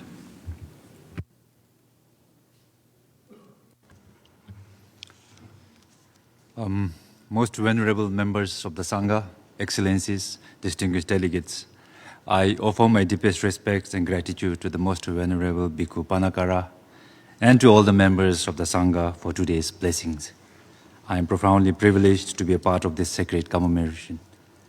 For this occasion and for bringing us all together in blessing and in dialogue, our sincere appreciation goes to Sri Lanka and Thailand.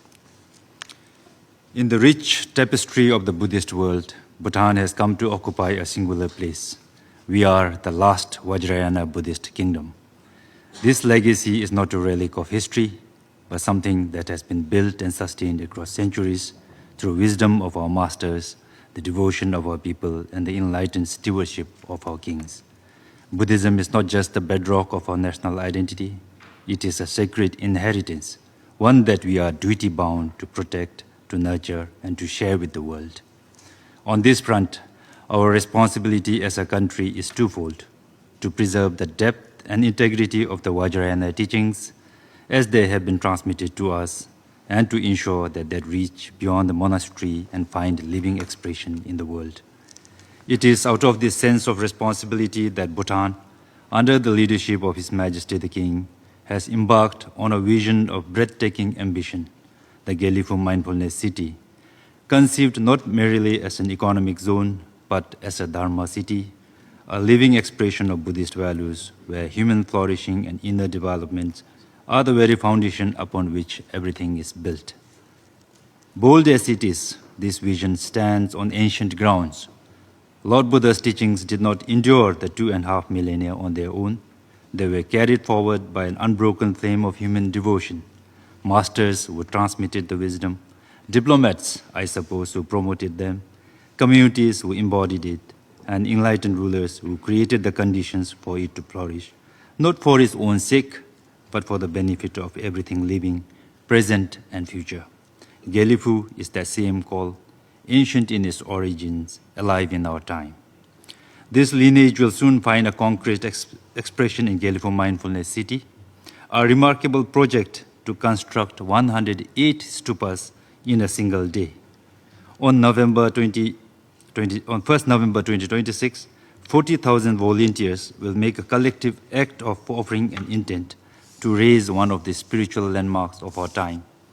That this initiative has attracted support from every corner of the world speaks to something deeper, a recognition that what Bhutan is building in Gellifu is not one country's project alone, but a shared aspiration for a more mindful and purposeful world. Yet, even as Buddhists, we do not claim sole ownership of the Dharma. The International Day of Vesak carries a distinction worth pausing on. It is the only religious observance recognized by a UN resolution, an acknowledgement, perhaps, that what the Buddha taught belongs to no single religion, no single people. Compassion is not a Buddhist monopoly. The aspiration to live life free of suffering is not ours alone to hold. In this sense, Vesak belongs to the world. So does the Gellifu Mindfulness City, not as a philosophical or spiritual offering, nor as a political declaration, but as a practical one, our small kingdom's answer to an ancient and still urgent human question realized by a Dharma king. On this most auspicious occasion, may the teachings of Lord Buddha guide us all towards greater compassion, peace, and happiness within ourselves and with one another. Thank you.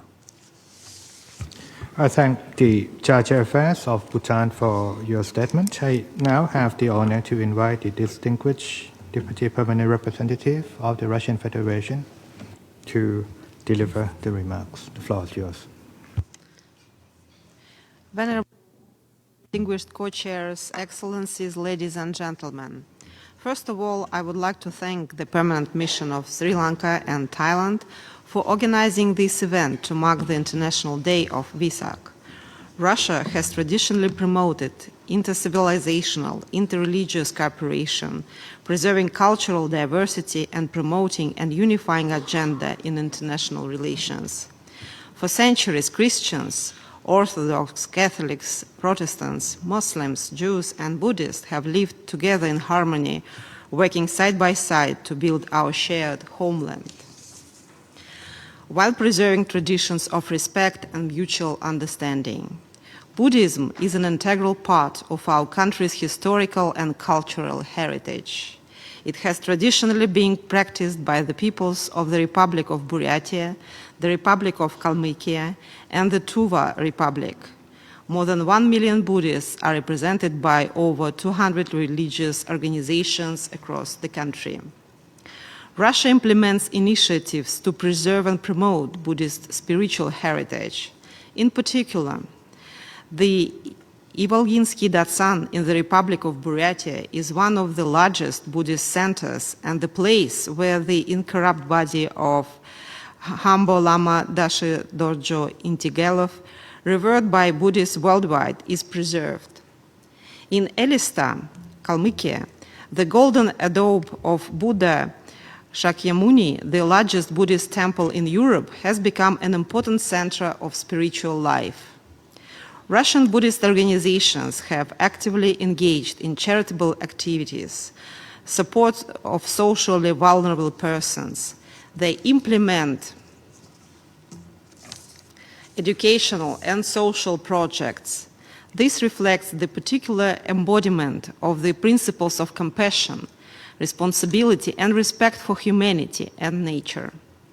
Let the International Day of Vesak continue to remind us of the need to build trust, mutual understanding, and dialogue that is unfortunately fading out of the United Nations, and respect for all religions, thus embracing a culture of peace for the common good.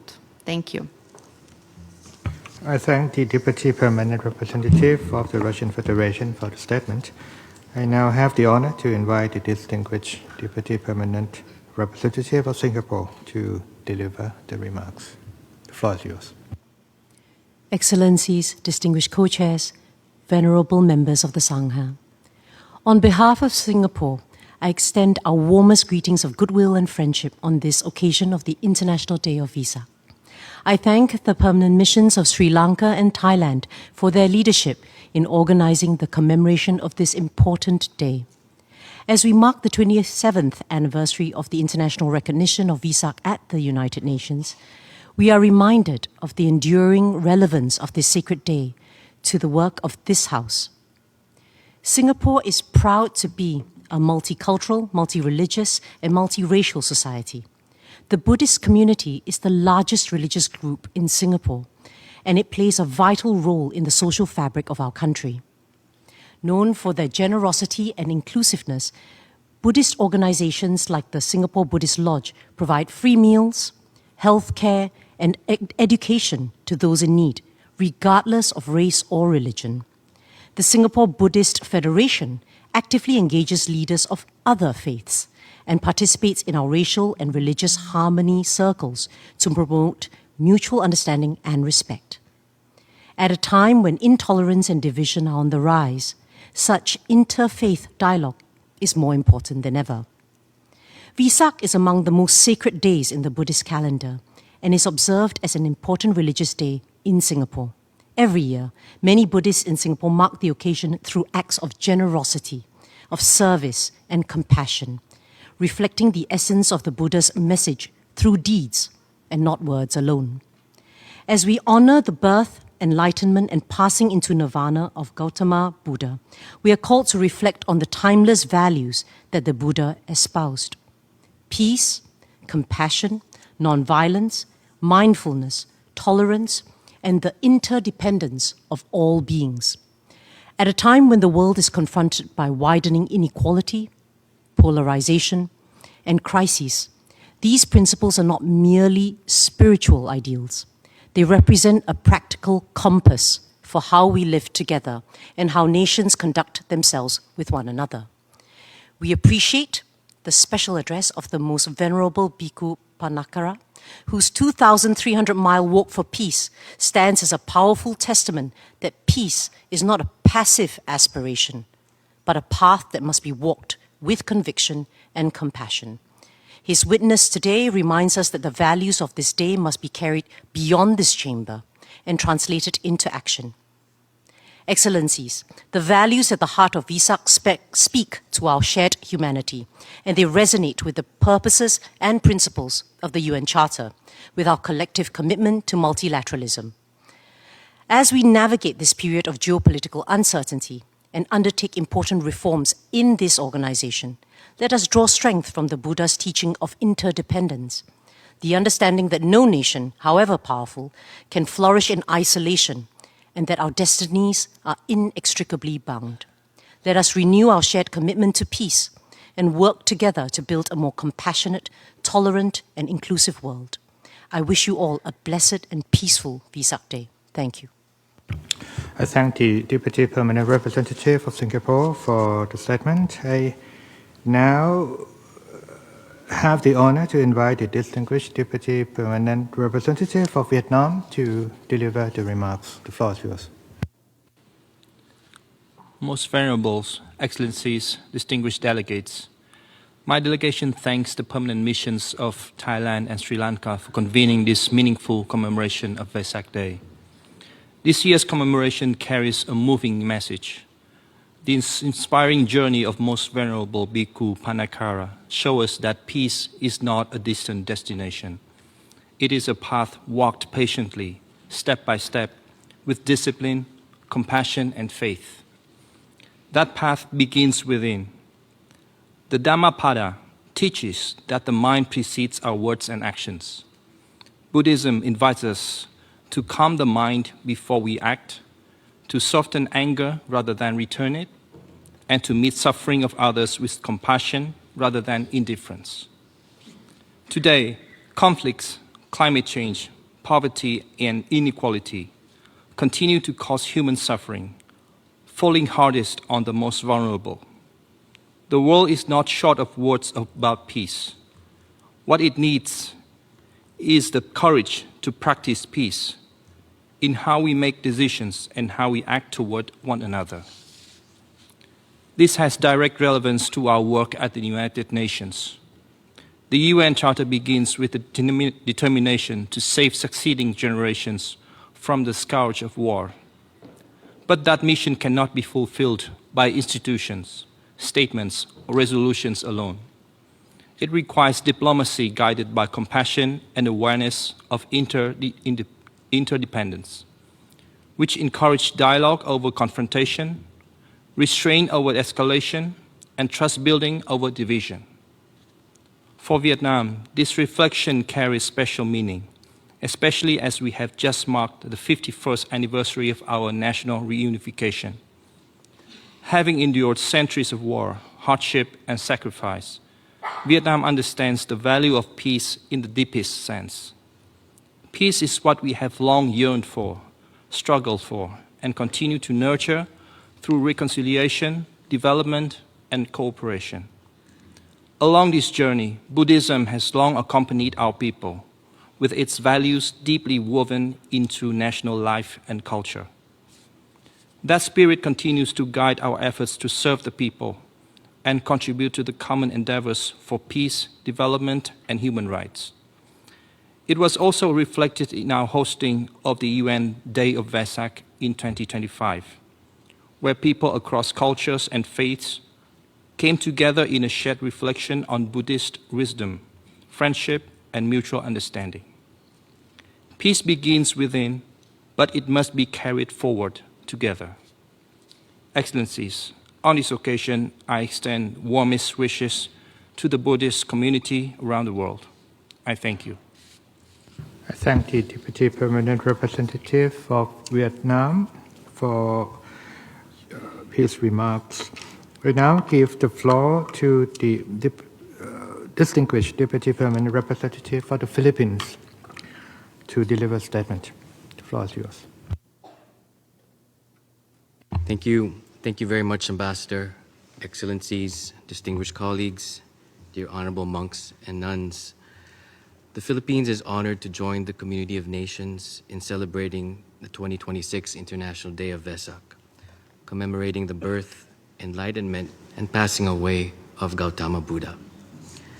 We thank the permanent missions of Thailand and Sri Lanka for organizing this year's celebration, which allows us to reflect on the teachings of Lord Buddha and the universal values they promote: mindfulness, tolerance, moderation, compassion, humility, dialogue, respect for all forms of life and human dignity, and service to humanity.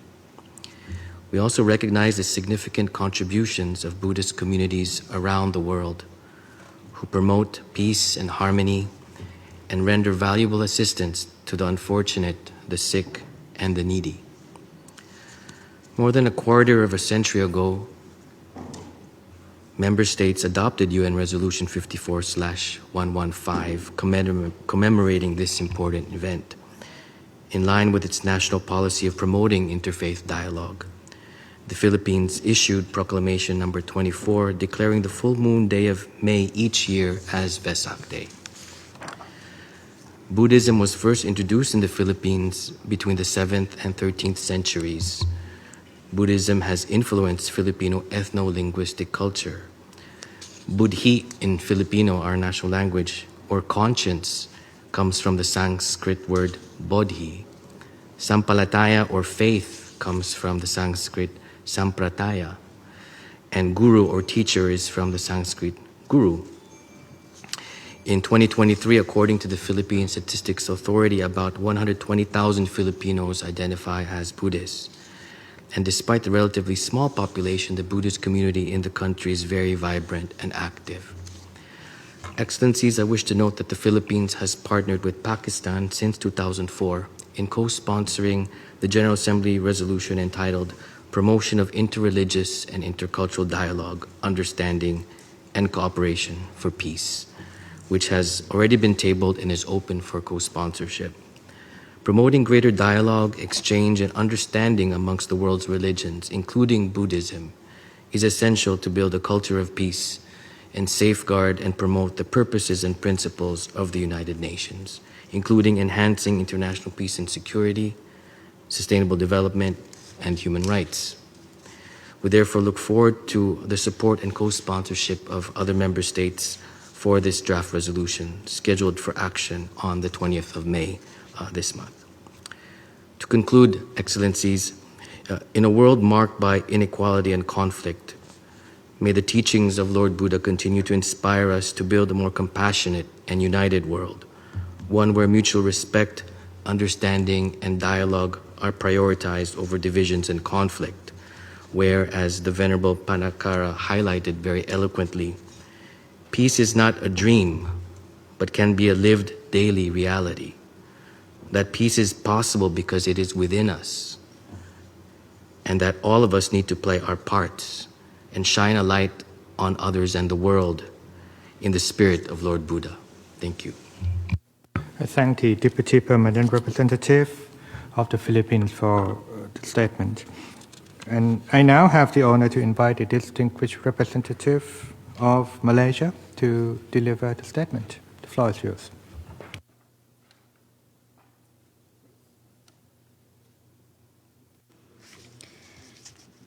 Mr. Co-Chairs, Venerable Monks and Nuns, Excellencies, allow me to extend warm greetings and sincere wishes of a happy Vesak to all Buddhists around the world celebrating this holy day. Malaysia joins others in expressing appreciation to the permanent missions of Sri Lanka and Thailand for bringing us together in observance of the International Day of Vesak. This gathering serves as an important reminder of our shared responsibility to promote peace, understanding, and compassion in an increasingly complex world. Venerable Monks and Nuns, Excellencies, today, as we gather with our Buddhist friends to honor the birth, enlightenment, and passing of Gautama Buddha, we reflect on the enduring relevance of his teachings. The values of compassion, moderation, wisdom, and mindfulness continue to resonate far beyond religious boundaries and remain essential in addressing the divisions, mistrust, and suffering confronting humanity today. Malaysia is proud of its rich multicultural and multi-religious society, where diversity continues to be embraced as a source of strength and unity. Buddhism is practiced by millions of Malaysians, and Vesak has long been recognized as a national public holiday, reflecting our country's commitment to mutual respect, religious harmony, and peaceful coexistence. This year, Malaysia has further strengthened efforts to promote interfaith understanding and inclusivity through initiatives held in conjunction with the National Vesak Day celebration, including the inaugural conference on Buddhist principles and Malaysia Madani practices. The conference brought together religious leaders, scholars, and civil society representatives to promote dialogue on universal values such as compassion, mutual respect, and social harmony. Malaysia believes that the values promoted through Vesak and shared across many faiths can serve as a powerful foundation for fostering greater solidarity and understanding among communities. At a time when the world faces growing polarization and conflict, these values are more important than ever. Venerable monks and nuns, excellencies, the observance of Vesak reminds us of our common humanity and our collective aspiration for a more peaceful, just, and compassionate world. Let us continue to strengthen dialogue, tolerance, and cooperation among nations and peoples, guided by the spirit of empathy and respect for one another. On this auspicious occasion, Malaysia reaffirms its commitment to promoting harmony and peaceful coexistence both within our society and at the international level. I thank you. I thank the representative of Malaysia for the statement. Over to you. With that statement, we completed the pre-established list of speakers. And may I now invite, if there are any speakers that who wish to take the floor, they may request by pressing the microphone button now.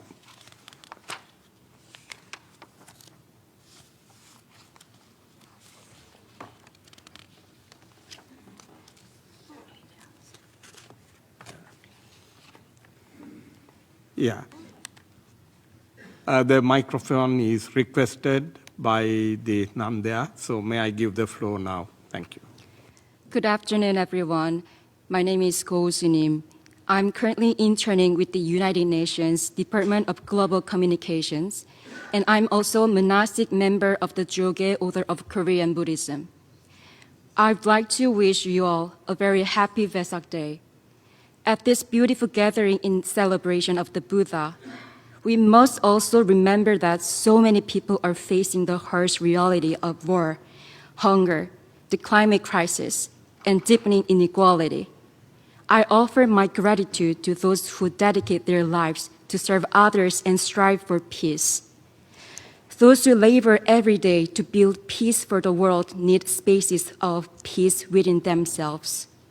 During my time at the UN, I have observed a growing interest among colleagues in meditation and the practical wisdom of Buddhism. In response to this interest, I have led small mindfulness sessions with seated meditation, tea meditation, and walking meditation. The United Nations celebrates the importance of mindfulness through the International Day of Meditation in December. But of course, every moment is a good moment to meditate and broaden one's vision. I'm excited about strengthening the connection between Buddhist practices and the excellent work of the United Nations. This will not only support staff's well-being, but also increase the compassion and clarity with which we serve humanity. Let us build a bridge between ancient wisdom and modern diplomacy to foster a deeper, more human way of peace building. Thank you very much, and once again, happy Vesak. I thank you for the statement.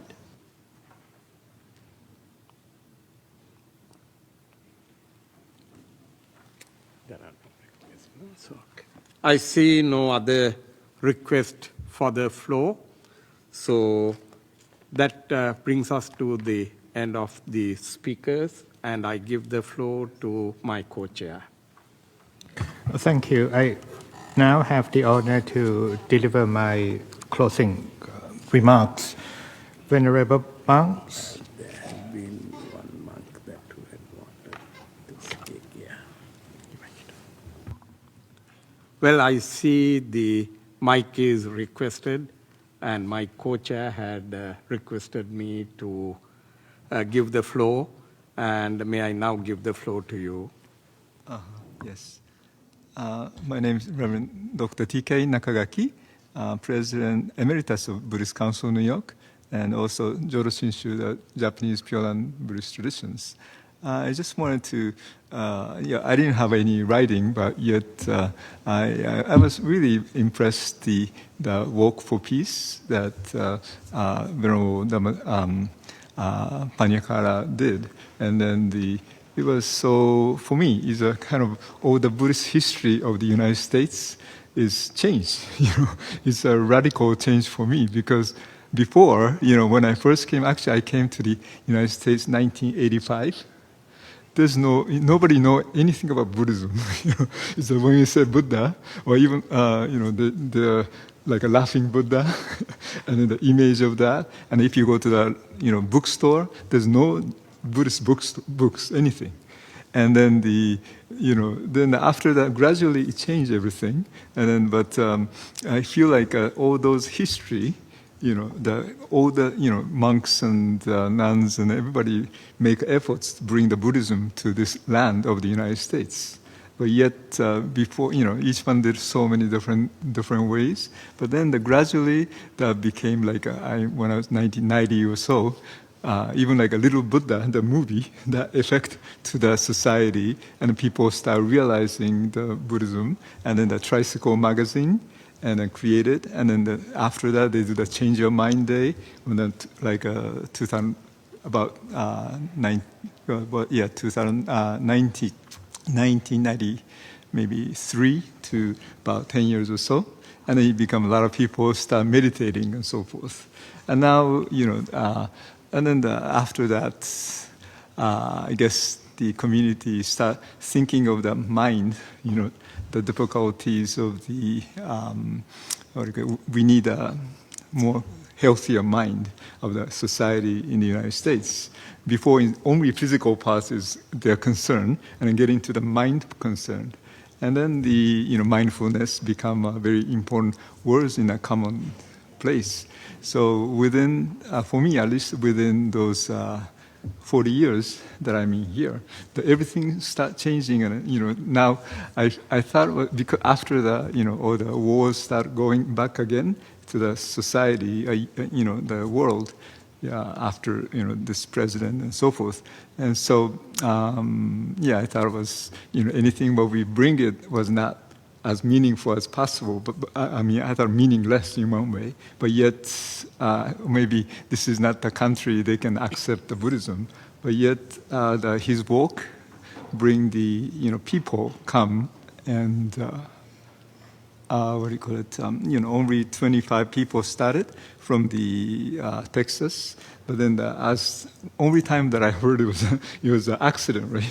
They have a car accident or something. So that's why I started following the news.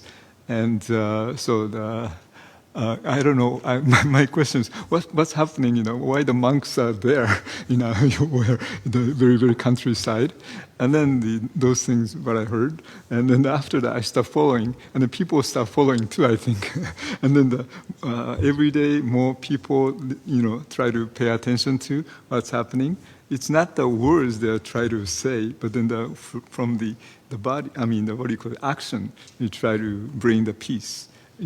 So it's like before everything is a word in this country, but now even silence, our action itself can change people's mind, and then so I feel like for me this walk was one of the historical events that we ever have in this history of the United States. So I really appreciate the efforts of Venerable Panyakara, and then his group, And then also, all of the efforts that we are making on this country is probably, it's like putting the flowers start blooming all over the place all of a sudden. So it was a wonderful feeling that I have, and then we're very happy that we contribute actually these nations to be aware of the teaching of the Buddha.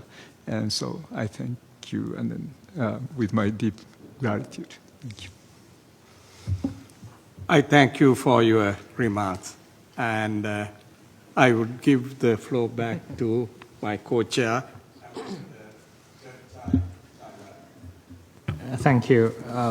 I'll make a short closing statement.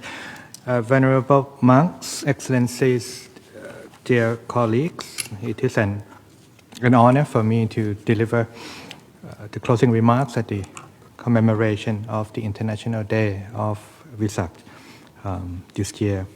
This event has become a well-established tradition here at the United Nations headquarters since Sri Lanka and Thailand jointly tabled General Assembly Resolution 55.15 in the year 2000. Nearly 3 decades since its adoption, I am encouraged to witness the growing recognition of Vesak at the global level. We have seen increasing participation from member states, including the presence of national clergy, reflecting the universal resonance of Lord Buddha's teachings. I would like to express our sincere gratitude to the Venerable Panakara for the keynote speech, as well as monks from Japan, the Republic of Korea, Myanmar, Sri Lanka, and Thailand for their meaningful participation.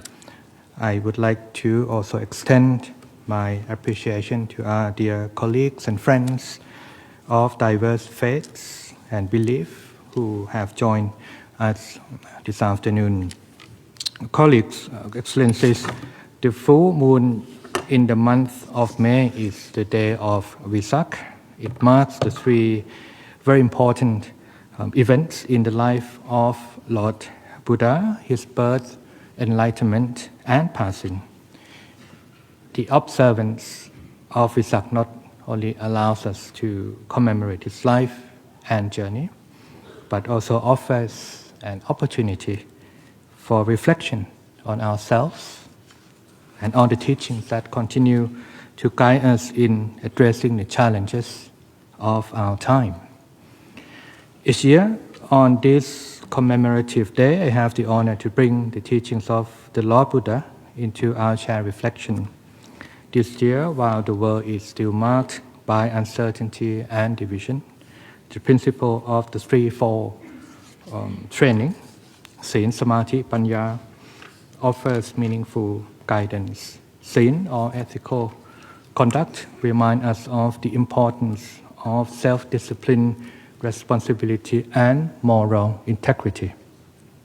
It calls on us to uphold principles, rules, and international law that safeguard peace and ensure that our actions do not harm others. Samadhi, or mental concentration, teaches us the value of calmness, mindfulness, and restraint. In a world often driven by tension and division, inner peace and clarity of mind remain essential for meaningful dialogue and peaceful resolution of conflicts. And finally, Panya, wisdom, encourages us to look beyond immediate interests and develop a deeper understanding of our interconnected world. Such wisdom is essential in shaping inclusive, sustainable, and long-term solutions to the complex challenges facing humanity today. Ladies and gentlemen, census colleagues, on this occasion, let us carry forward the spirit of Vesak, guided by this practical wisdom. Let us strive for balance, cultivate inner peace, and work towards global harmony. I thank you so much for your time, for your interest in joining us, and anumotana to all of you. Thank you so much.